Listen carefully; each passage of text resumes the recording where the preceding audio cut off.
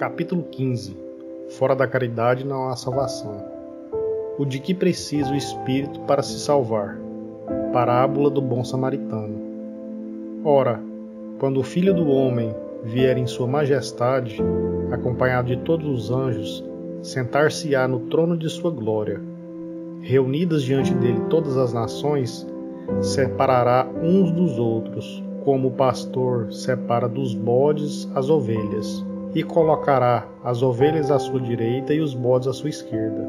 Então dirá o rei aos que estiverem à sua direita: Vinde benditos de meu Pai, tomai posse do reino que vos foi preparado desde o princípio do mundo. Porquanto tive fome e me deste de comer, tive sede e me deste de beber, careci de teto e me hospedastes, estive nu e me vestistes, achei-me doente e me visitastes, estive preso e me foste ver.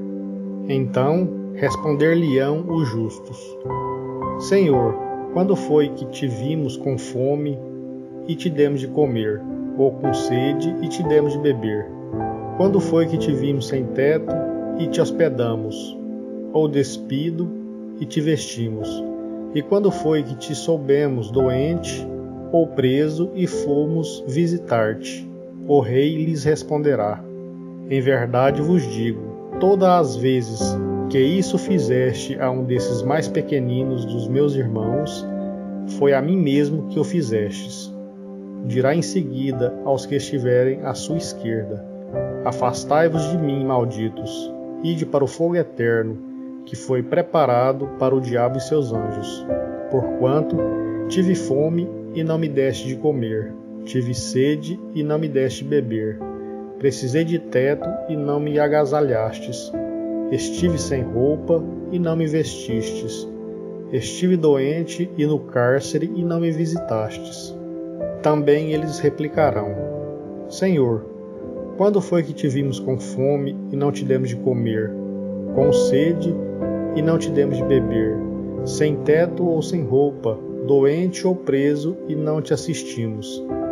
Ele então lhes responderá: Em verdade vos digo, todas as vezes que faltastes com assistência a um desses mais pequenos, deixaste de tê-la para comigo mesmo.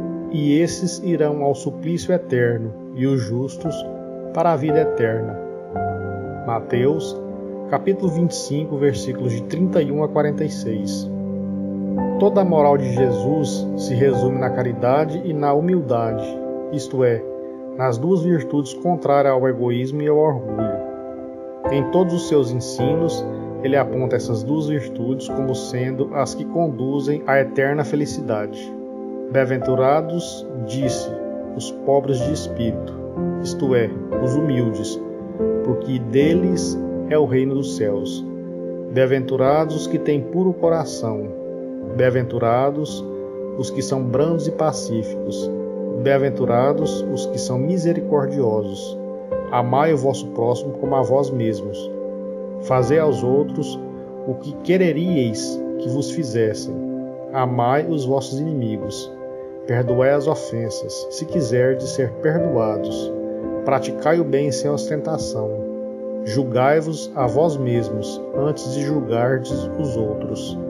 Humildade e caridade, eis o que não cessa de recomendar e o de que dá ele próprio o exemplo.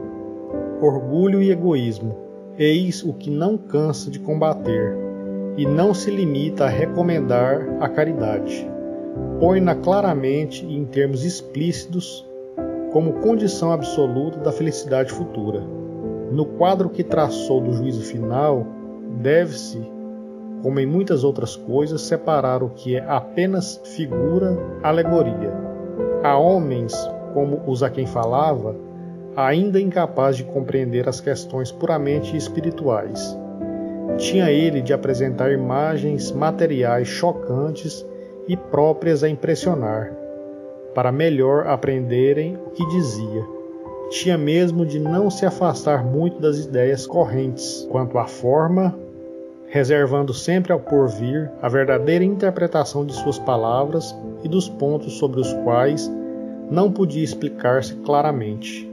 Mas, ao lado da parte acessória ou figurada do quadro, há uma ideia dominante, a felicidade que reserva ao justo e da infelicidade que espera o mal.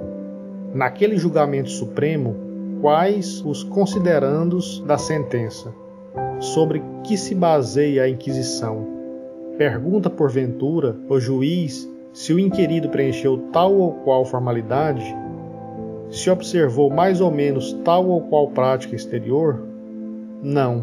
Inquire tão somente de uma coisa: se a caridade foi praticada, e se pronuncia assim: passai à direita, vós que assististes os vossos irmãos.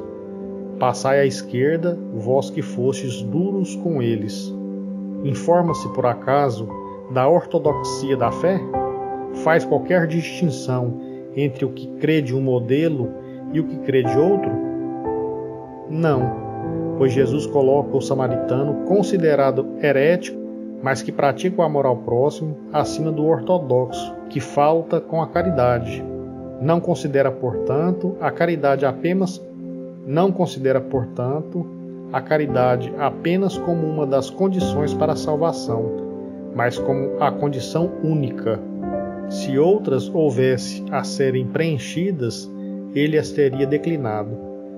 Desde que coloca a caridade em primeiro lugar, é que ela implicitamente abrange todas as outras: a humildade, a brandura, a benevolência, a indulgência, a justiça e etc., porque é a negação absoluta do orgulho e do egoísmo.